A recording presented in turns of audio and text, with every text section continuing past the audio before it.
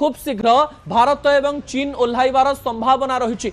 जदि तेल डिपो उपरे आक्रमण चले ताले तृतीय विश्वयुद्ध को आपण एइथिपाई रोकी परिबे नाही। कारण मु आपनको सूचना दे देबा पई चाहिबी जे चीन रो प्राय 12 रु 13% तेल ईरान रु ही आसी थाए। 17% रु अधिक तेल सऊदी अरब रु आसी थाए एवं 9% रु अधिक तेल कतार रु आसी थाए। अन्य पटे जदि आमे देखिबा रूसिया रु 19% तेल आनी थाए चाइना ताले 19% एवं अन्य पटे जो 40 एवं 50% तेल रही से तेल चीन सीधा सड़क भाव में मध्य प्राच्य उपर निर्भर करें।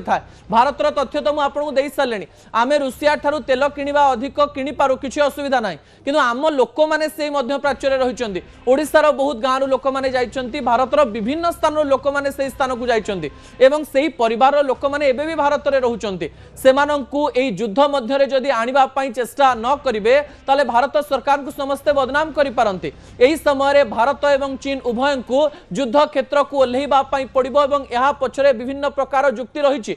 चीन रो युक्ति तो मु आपनक निकटे रखी सारलेनी। चीन एबे चुपचाप रही। भावंतु जो चीन निजकु शक्तिशाली करबा पई चेष्टा करूची अमेरिका विरुद्ध रे गोटे बड़ शक्ति होई लोकंक सामना को आसीबा पई चेष्टा करूची। निजकु एक आत्मनिर्भरशील एवं सर्वश्रेष्ठ राष्ट्र हिसाब रे देखिबा पई चाहूची। जो समय से देशर विभिन्न फैक्ट्रीज से देशर विभिन्न इंडस्ट्रीज से देशर तेल जेतेबेले मध्य प्राच्य उपर निर्भर करुची।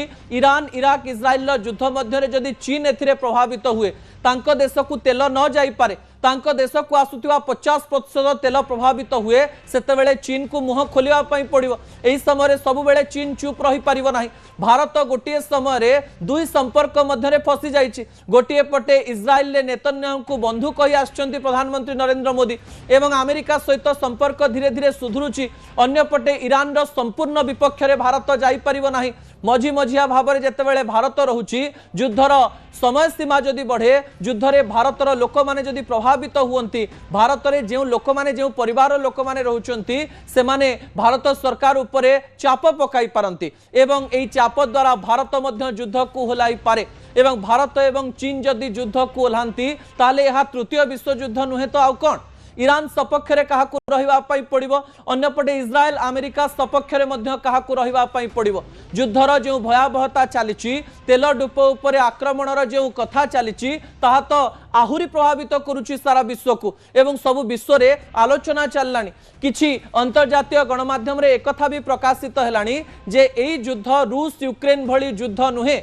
ईरान को आपण गोटे छोट देश हिसाब रे देखु थाई पारंती किंतु ईरान सब बेले गोटे कथा कही आसीची। तांकर विदेश मंत्री तो किछि दिन पूर्व गोटे इंटरव्यू रे कहितिले जे हमर प्लान बी रो मध्य प्लान सी थाए एवं हमर प्लान सी रे मध्य प्लान डी थाए एवं एई समस्त प्लानिंग मध्य रे जदि ईरान विभिन्न स्थान रे आक्रमण करिबा आरंभ करे जो मिसाइल गुडिक रखि जो मिसाइल गुडिक प्राय 2000 किलोमीटर पर्यंत यात्रा करि पारंती एई युद्धर भयावहता बढ़ी बढ़ी चलिबो। अन्य पटे अमेरिका निजकु शक्तिशाली एवं अहंकारी राष्ट्र भाबुथवा बेले इज्राइल मध्य अमेरिका बଳରେ बलियान हुई निजर टेक्नोलोजी द्वारा निजर को सर्वोत्कृष्ट राष्ट्र भाबुथवा बेले एई इगोर लड़ई मध्य विश्व एक एमिति युद्ध देखिबा पई जाउची जो युद्ध समस्त को एक भयंकर परिस्थिति दे गति करि पारे।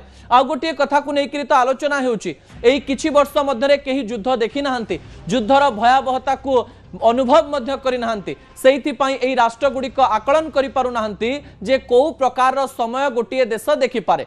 रूस यूक्रेन युद्ध हमको अनेक कथा सिखैला सत किंतु परिस्थिति एते खराब स्तर को जाई नथिला किंतु मध्य प्राच्य रे जदि युद्ध हुए भारत चीन तो सबुठारु अधिक प्रभावित हेबे ता सहित अन्य देश प्रभावित हेले युद्ध को ओल्हेबे। तृतीय विश्व युद्ध 3 रु 4 मास मध्य रे हेजिबो एथिरे कोनोसी प्रकार द्वंद्व न हेई पारे। समय होछि